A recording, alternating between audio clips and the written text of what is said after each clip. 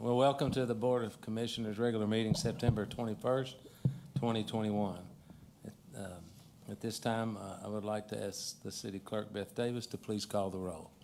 Commissioner Jeff Sanford. Here. Commissioner Mark Caslen. Here. Mayor Tom Watson. Here. Mayor Pro Tem Larry Maglander. Here. Commissioner Bob Glenn. Here.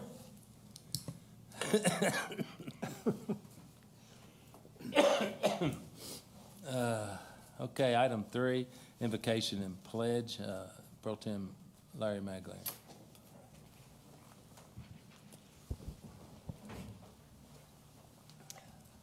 Let us pray. Dear Heavenly Father, as we gather here today, we pray that we do our best and always act with results that are best for our community and our fellow citizens. We ask that you guide and direct our meetings so it is full of wisdom, productivity, and respect to one another. Thank you for helping us to accomplish our work and our goals this day. Amen. Amen.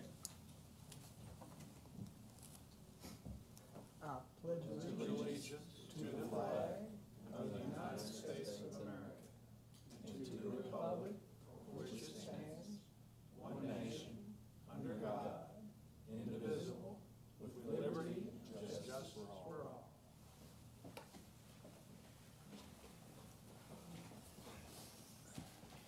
Thank you all for doing that. Item 4 is presentations. This time I want to recognize Lieutenant Eric Cart from the Fire Department, effective September the 30th. He's not going to be present, but I'd like to read a little synopsis about him, if you don't mind. Eric Cart was hired as a firefighter with the Owensboro Fire Department on October the 1st, 2001. He quickly earned the respect of those around him as he strived to always improve his fire and medical skills to provide these essential services to the citizens of our community. Eric was promoted to the position of Fire Lieutenant in November of 2015. In that position, he has consistently prioritized safety, mentoring, and the value of public service. Over the past 20 years, he has become a devoted father and entrepreneur with a tremendous personal and professional reputation that is recognized throughout Owensboro and Daviess County. His retirement will be the loss of a very capable and universally liked officer and friend from the ranks of the Owensboro Fire Department. He has earned the opportunity now to retire and explore avenues to grow and contribute to our community beyond his career in public service. We are grateful for his contribution to the city of Owensboro and to the Owensboro Fire Department, and wish Lieutenant Eric Cart the very best in the next chapter of his life. So we'll just clap since he ain't here.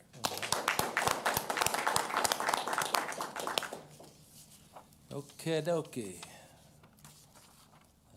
We have a couple of proclamations, and due to the COVID restriction and limiting attendance and all that stuff, these will be mailed to the recipients. The first one is Constitution Week. City of Owensboro proclamation. Whereas the Constitution of the United States of America, the guardian of our liberties, embodies the principles of limited government in a republic dedicated to rule by law. And whereas September the 17th marks the 234th anniversary of the framing of the Constitution of the United States of America by the Constitutional Convention. And whereas it is fitting and proper to accord official recognition to this magnificent document and its memorable anniversary, and to the patriotic celebrations which will commemorate it. And whereas Public Law 915 guarantees the issuing of a proclamation each year by the President of the United States designating September the 17th through the 23rd as Constitution Week. And now, therefore, I, Thomas H. Watson, Mayor of the City of Owensboro, do hereby proclaim the week of September 17th through September 23rd as Constitution Week in the City of Owensboro, and ask our citizens to affirm the ideals of the framers of the Constitution that was distributed in 1787 by diligently protecting the freedoms guaranteed to us, to this guardian of our liberty. Signed and sealed this 21st day of September, 2021. Next proclamation is 10-4 Awareness Day.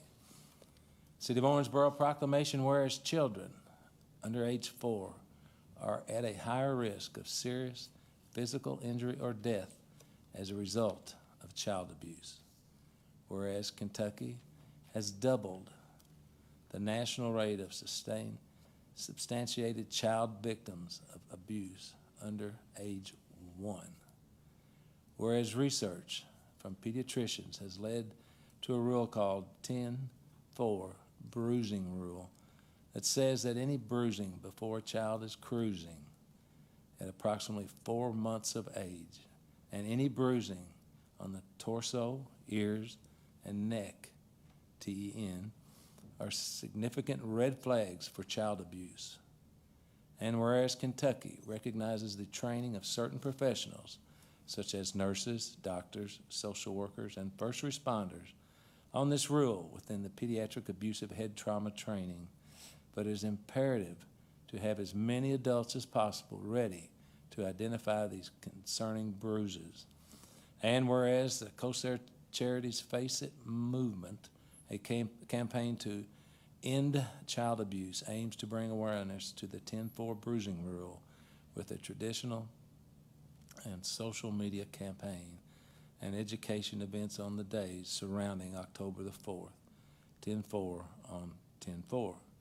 And whereas the University of Louisville and University of Kentucky forensic pediatricians and their teams are providing trainings the week of October the 4th, 2021, for free to educate about the bruising rule, to identify abuse early, as well as share tips for prevention.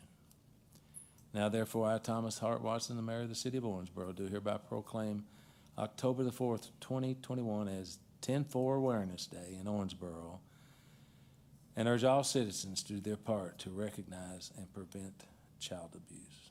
Signed and sealed this 21st day of September, 2021. Well, that's a horrible proclamation to read, isn't it? It was brutal to listen to. Thank you. It's awful. I don't want them to save me a seat where they're headed, I can tell you that. Item 4B, we did. Item 5, business. Consider approval minutes of dated September the 7th, 2021 and September 14, 2021. Could I have a motion to approve? Motion. Could I have a second, please? Second. Any discussion? Hearing none, all in favor indicate by saying aye. Aye. All opposed, motion carries. Thank you. Item 5B, consider board appointments. The Owensboro Davis County Drug and Alcohol Steering Committee reappoint Rosalind Clark as a joint city-county appointment to a 3-year term expiring September the 1st, 2024. Appoint DeMarcus Curry as a joint city-county appointment to a 3-year term expiring September the 1st, 2024. I'll make a motion to approve these appointments. Could I have a second, please? Second. That's a 4 then, isn't it? Any discussion? Hearing none, all in favor indicate by saying aye. Aye. All opposed, motion carries. Thank you. The mics are working well, aren't they? They are. Echoing in here almost, yelling into them. Item 6 is the ordinance, second reading. This will be a roll call vote. 6A, please.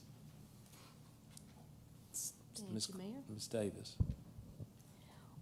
Ordinance 14-2021, an ordinance amending Chapter 26, Article 2, Section 26-17B3 of the Owensboro Municipal Code concerning the qualifications of members of the City Utility Commission to comply with revised KRS 96.530. Read for approval on second reading this 21st day of September, 2021. Thank you. I'll make a motion to approve this. Could I have a second, please? Second. We talked about this last week, I think, City Manager. Any other discussion on the dais? Could we have a roll call, please? Commissioner Sanford, Yes. Commissioner Caslen, Yes. Mayor Watson, Yes. Mayor Pro Tem Maglinger, Yes. Commissioner Glenn. Yes. Thank you. Item 7, ordinance first reading. There are none. Item 8, municipal orders. Ms. Davis. Municipal Order 35-2021, A municipal order authorizing and directing the mayor to execute a memorandum of agreement by and between the City of Owensboro and Davis County under the terms of which the 2021 Edward Byrne Memorial Justice Assistance Grant Funds in the amount of $24,060 will be allocated to the Davis County Sheriff's Office to purchase 13 Dell laptop MDT computers for use in patrol vehicles. Introduced and publicly read for approval this 21st day of September, 2021. I make a motion to approve. Could I have a second, please? Second. Thank you. This is that one we switch back and forth, isn't it, City Manager? That's exactly right, Mayor. So this MO approves an agreement with the county for the 2021 Edward Byrne Justice Assistance Grant. As the mayor just referenced, for this particular grant, the city and the county alternate which agency receives the funding each year. The city receives the funding in even-numbered years, and the county gets the funding in odd-numbered years. Accordingly, as an odd year, this is a county year in 2021. If funded, the county will use the grant proceeds for 13 mobile data terminals, which are laptops in patrol vehicles. Thank you. Any other further discussion? Okay. Headache. Ms. Davis, we roll call on this? Okay. All in favor indicate by saying aye. Aye. All opposed? Motion carries. Item 8B, please. Municipal Order 36-2021, a municipal order authorizing the mayor to execute a memorandum of agreement with Owensboro Community and Technical College, Mercy Ambulance of Evansville, Inc., DBA American Medical Response, and Davis County Fiscal Court to collaboratively offer coursework for the Emergency Medical Services EMS Paramedic Certificate, introduced and publicly read for approval this 21st day of September, 2021. Thank you. I make a motion to approve. Could I have a second, please? Second. Thank you. City Manager? Yes, thank you, Mayor. This You're municipal order authorizes an agreement between the city, the county, AMR, and Owensboro Community and Technical College, or OCTC, for a partnership in which the parties will collaborate on a paramedic training program. As Chief Howard can attest, paramedics are in short supply, and all participants in the cohort will be employees of either the city, county, or AMR. The 3 EMS providers will also supply instructors, while OCTC has the administrative capacity and the accreditation necessary for the program. Under the partnership, the program can be completed in 12 months instead of the usual 24 months for a paramedic program. And by offering tuition at the heavily discounted dual credit rate, the program provides good value for each of the partner entities. Because of these factors, this is a wonderful partnership that benefits each agency and ultimately the community that we all serve. Thank you. Any discussion? Mr. One question I wanted to ask, if that's okay. So somebody goes through this training, do they then become an employee of the fire department and or AMR?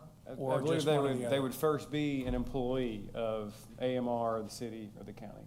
So we have, I believe, 3 or 4 of our Oh, they'll send them employees, to them, okay, I yes, got you. who will They'll enter already the be program employed who are already employees, to correct? get them upgraded. Okay. Correct. I just think it's a great program. Yeah. I've read the article and absolutely think it's a wonderful partnership, so. As a member of the Community College Foundation Board, this is a really great partnership, and I want to thank Scott Williams and Mike Rogers, because they're always willing to try and do things like this for our community, and it's really a tremendous asset for us to have a community college like we have here. Okay, all in favor indicate by saying aye. Aye. All opposed? Motion carries. Thank you. Item 9, city manager items. Mayor Angela Waninger will present the August financial report. Ms. Weiner. Yes, Mayor. You have 2 sets of financials for the month of July and for the month of August.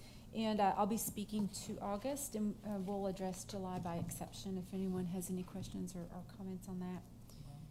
So before we look at the graphs and review the financials, I just wanted to remind everyone that the early months of a fiscal year can reflect variances. due to what I call front-loading the budget. And by that, I mean that the budget for the full year is reflected in, say, like the month of July or August to accommodate purchases made at any point in that year. And so good examples of that would be grant revenue. Whatever the annual budget might be, we would reflect that in July because we don't know for sure when those revenues would come in, capital expenditures, and transfers. So these variances will smooth out as the year progresses. So with that,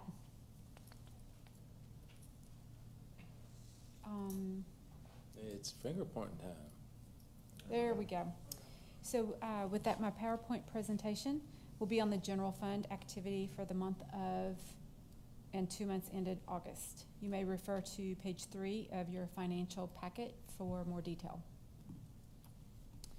So the month of August 2021, actual revenues of $4,799,458 were lower than the budgeted revenues of $5,853,714, resulting in a variance of $1,054,256, primarily due to timing that I mentioned in the other category due to budgeted transfers, higher occupational withholding, and insurance premium license fees. For the 2 months ended August 2021, actual revenues of $8,968,799 were lower than budgeted revenues of $11,364,542 for a variance of $2,395,743. This variance also is primarily due to timing in the other category for budgeted transfers, also due to higher occupational withholding and higher insurance premium license fees.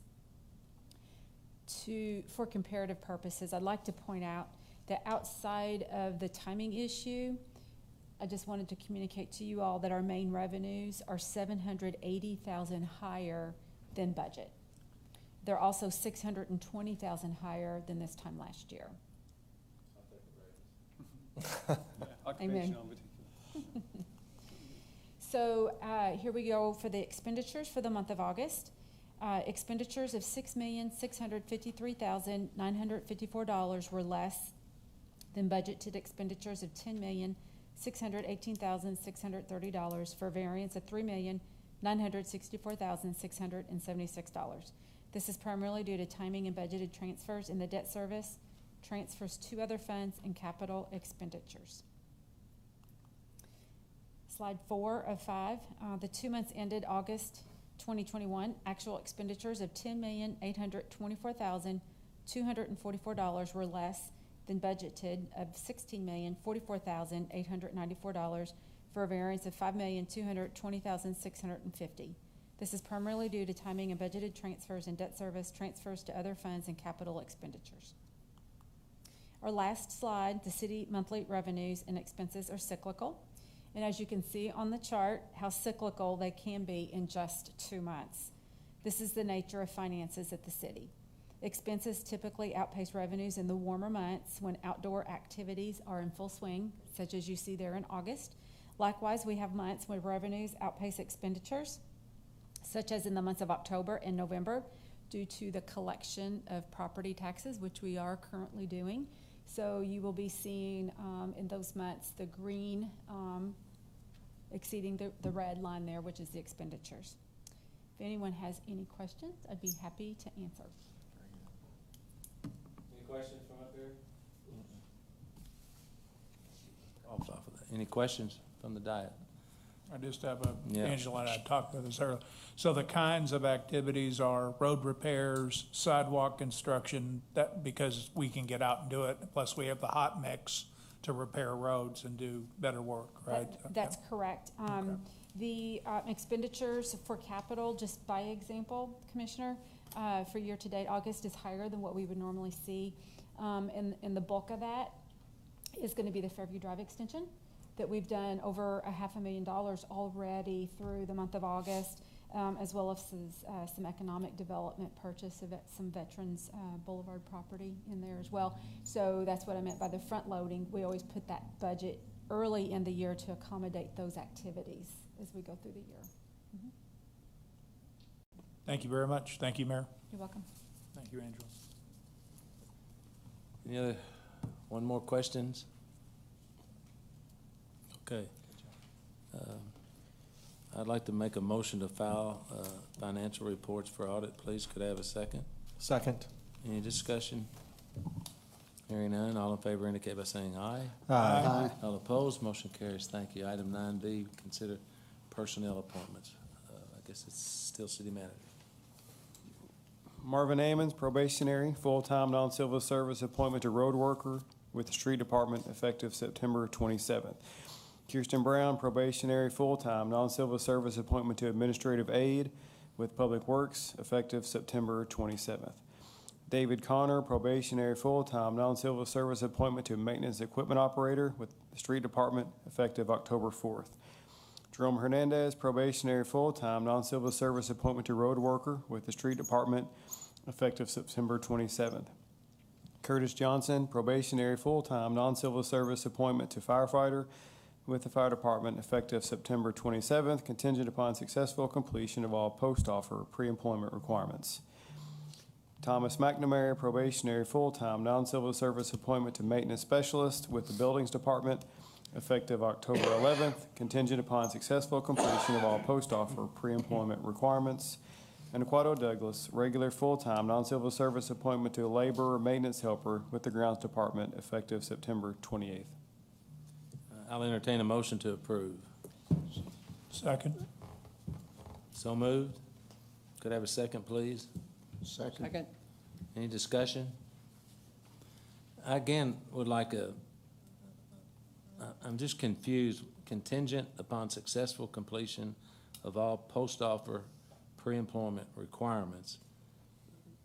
You said last time background checks and things like that, so we're appointing them before we complete the process?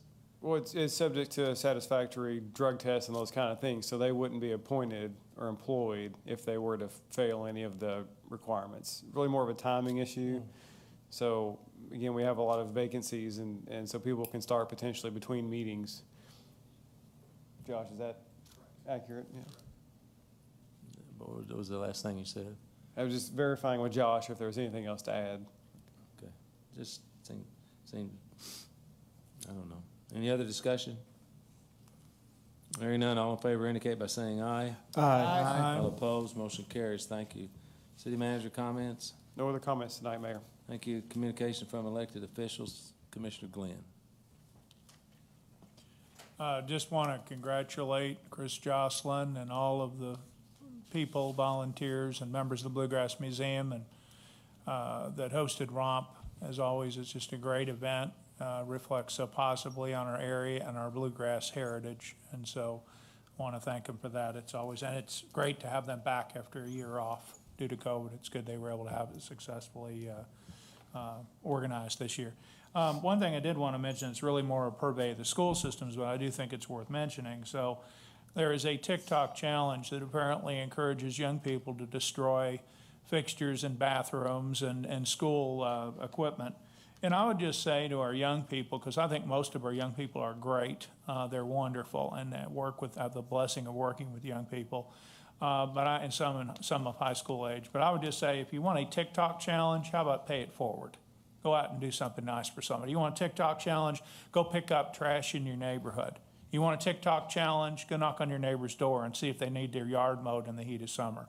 Don't tear down, equipment that your mom and dad paid for to make your life in school more comfortable, things you need in the restroom and out in the hall. I would just say that that's important. And finally, I would also say that in the midst of COVID, it's important to keep in mind that if someone calls you, we've had a lot of students that have had to quarantine due to COVID at the college, please cooperate with the health department in contact tracing. We can't get this virus under control if we don't know who has it and who's been in the circle of associates who get it. Doesn't mean you have COVID if they call you, but it is for your precaution and the community's caution to try and take the steps to isolate yourself until you get a negative test. And that's all I've got. Thank you, Mayor. Thank you, Mayor. Just a couple things. First of all, I received a thank you card from one of our citizens, and they send it to us sometimes, I guess, thank yous, which we don't get that often. But it's not about me, the staff. You guys handle things quickly, efficiently, and I want to thank you for that. The thank you card is really for you guys, not for me whatsoever. But I just wanted to mention that because, sometimes they send stuff to us, but. Nate took care of a young lady who had some problems with a pothole, and he took care of it. Mm-hmm. He took care of it, got right on it, and Well, we did, but as you said, some of these accolades go maybe Yeah. to some of us. It was actually the new Leslie Brent who was his title is what? Our safety manager took care of the issue for her more directly. So he's really the one who deserves the accolades. well, that's great. That's what I want to do. It has nothing to do with me. You guys do all the work. We just, pass it along. So anyway, this thank you card is for you guys, and I appreciate you doing that because you make us up here look good. The second thing, I received a phone call from a local business person that has a business down on the west end, and he wanted me to tell our police department, you guys are doing a wonderful job. You guys are doing the best you can, but he is having some problems with homelessness.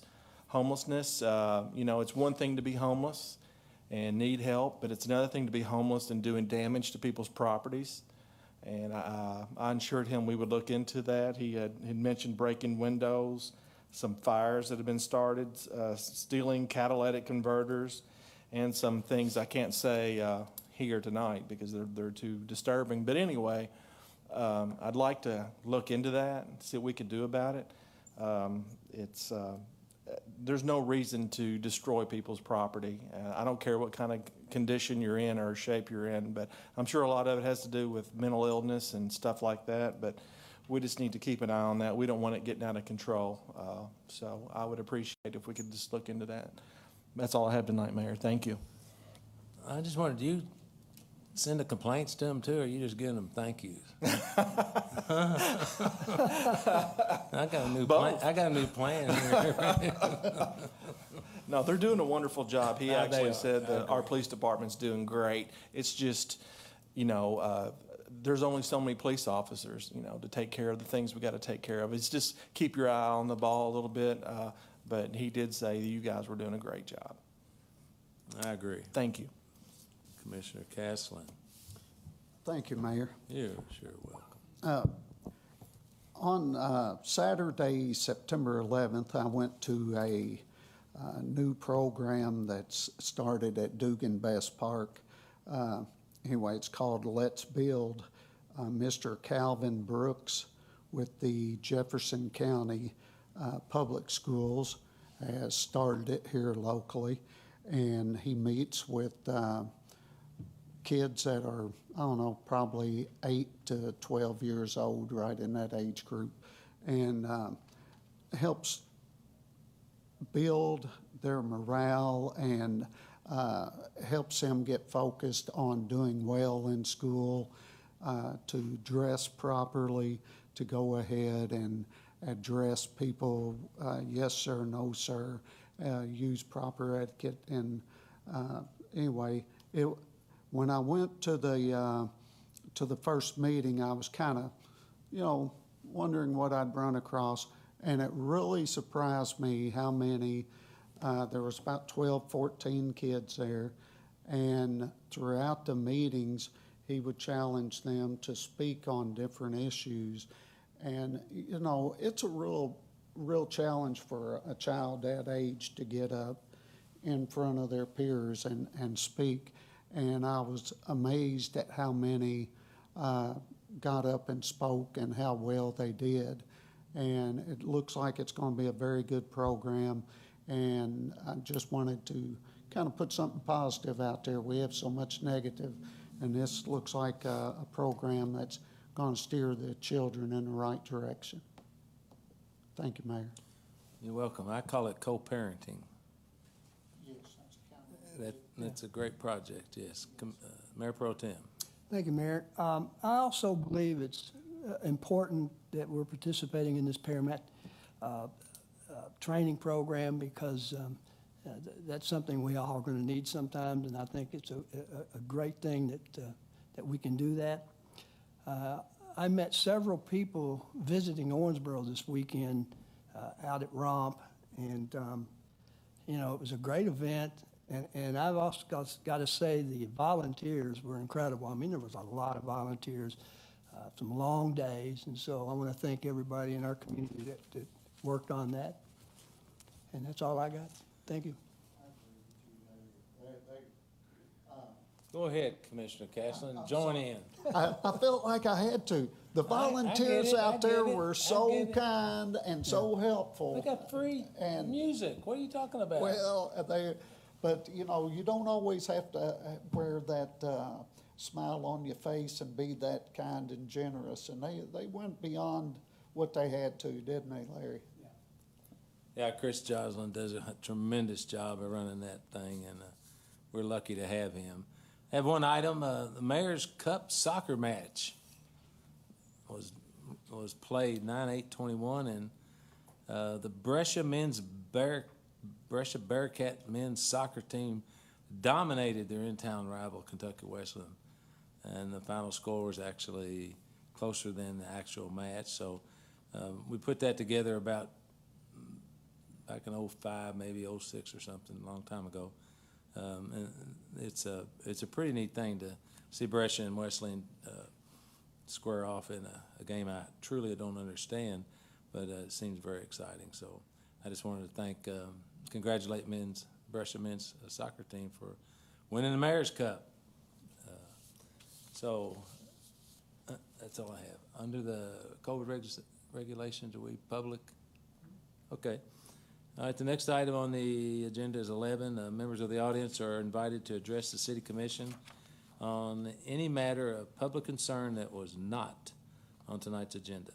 Comments are limited to issues within the scope and responsibility of this commission. The commission meetings are held to conduct city business for the benefit of Owensboro citizens and taxpayers. At this time, anyone who wishes to address the City Commission, please make their way to the podium. To be recognized, speakers must state their name and address for the clerk's record and limit their remarks to 3 minutes or less. So, all right, we got somebody jumping right up. Good.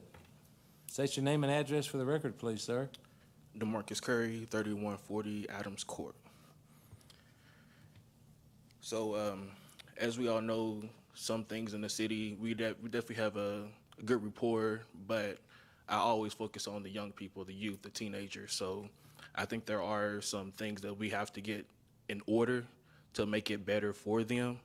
One of my first suggestions is going back to the curfew. The reason why I bring that up is because me personally, I do not understand how the city can allow a teenager to be out 1 a.m., especially on a school night. Just me personally, 9 p.m. should be the latest. Any child should be out. So I think it should be up to the city to reenact on this curfew thing. And I do believe once we put the curfew in action, that will definitely lessen what we see going on involving our youth. Also, I think the city should restart the Owensboro Youth Council. I do remember hearing about it a few years ago, but as far as lately, I have not heard anything about it. Again, getting the youth involved in the city, I think can make a improvement as far as on our young people. Also, I think the city should do a infinite college fair / job fair. I did attend the event in Evansville a few years ago where they had this same exact event where they had different jobs, scholarships, colleges, and other information. And I think that's something that Owensboro should do here. Speaking of college job fair, me personally, I will be doing that myself at the public library on October 14th from 4 p.m. to 6 p.m. So if there's any high schoolers looking for work, come to the public library. We can definitely find you a job. Every job is hiring, and you can get some money. Speaking on kind of that issue, I think it'd be a good idea for the city to do a career day. What I mean by career day, getting our young people interested in knowing what type of careers the city offers, such as mayor, Owensboro Police Department, Fire Department, doctors, nurses, bank tellers, chefs, mechanics, clothes designers, carpenters, teachers, optometrists, dentists, physical therapists, mental health counselors, musicians, photographers, meteorologists, news anchors. Spend 2 hours with someone in any of those type of careers so you can get an idea as far as what you can do, because they are our future. And if we get them involved, maybe they can be more settled here in town instead of going elsewhere. So that would definitely be something good for them to do. And just remember, these are just options that I'm throwing out there for our youth, because of course the violence is going on within our community, and I think it would help brighten the future for them. It is not 100% the answer to our problems, but it is a solution that our youth can benefit from. So thank you for that. A couple of questions, please. Will you help me with the youth council? I mean, I talked about that 5 or 6 years ago and never got around to it. It's my fault. So there's just, I'm looking for somebody to help me lead that project. Are you interested in that? You don't have to tell me tonight. You can think about it. I definitely think about it. I'll definitely be interested in it. Okay. I do believe having the youth council, having them to be involved within the city, giving them, say so, that can kind of get them involved as far as, I look at it as far as if we don't get the youth involved, then what are they going to do? I notice a lot of youth quickly, as soon as they graduate high school, they are just leaving the city. And I thought we wanted to build this city here. Me, myself, when I had the opportunity, I left. First chance I got. So I don't want it to be like Owensboro is nothing as far as what some kids think about it. There are options and opportunities for them. Something as simple as the youth council, get them involved, see what's going on in the city, like having their voices heard. I think that can definitely open up their minds and ideas, listening to them and, getting some of those things. So I will be interested, but as you know, I already have enough on my plate already. Yeah, but I got a full plate too. It's a great idea, and, Yeah. and I agree with you. Secondarily, could you help me to understand how we can enforce that 9 o'clock curfew without going and putting these kids back in their own houses?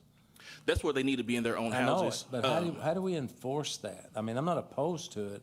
I'm just trying to figure out how we enforce it. If there's ways that we can make laws or rules as far as for other things, why can't we not make the same thing as far as simple as a curfew? I agree. We can make the law, but you still got to have some enforcement basis to make it appropriate. So that's the thing I struggle with, because I agree, they don't want to be playing sports out there at midnight, because that's where all the trouble is. But the enforcement side of that is what's so difficult that I've found over the years. So I'll get with our great chief and we'll think about that. They got a whole bunch of stuff to do as it is, but that's the difficulty in setting that curfew is to try and enforce it. So What I've been doing personally on my own time is I've been letting parents know, your child being out past a certain time, it's common sense. Sure. You know what's been going on lately. Why would you risk your child being in that potential? So number one thing, of course, is parents 101. Know where your child is. Your child should be right there in your home. Now, as far as the ones who are the ones who do not have that type of home, there are people that will welcome them in, but we have to do something as far as enforcing that. So I don't know the answer myself, but as long as we can try to get something in there, let them know how serious we are as a city, like your life really matters. So we see all the things that's going on during a certain time, so don't put yourself in that position. So I'm thinking whatever we could do to enforce that curfew, I'm all on board and being willing to help whatever possible. Okay. Appreciate your comments. Thank you very much. Thank you. Okay. The last item on the agenda before we adjourn is the next meeting of the Owensboro Board of Commissioners will be October the 19th.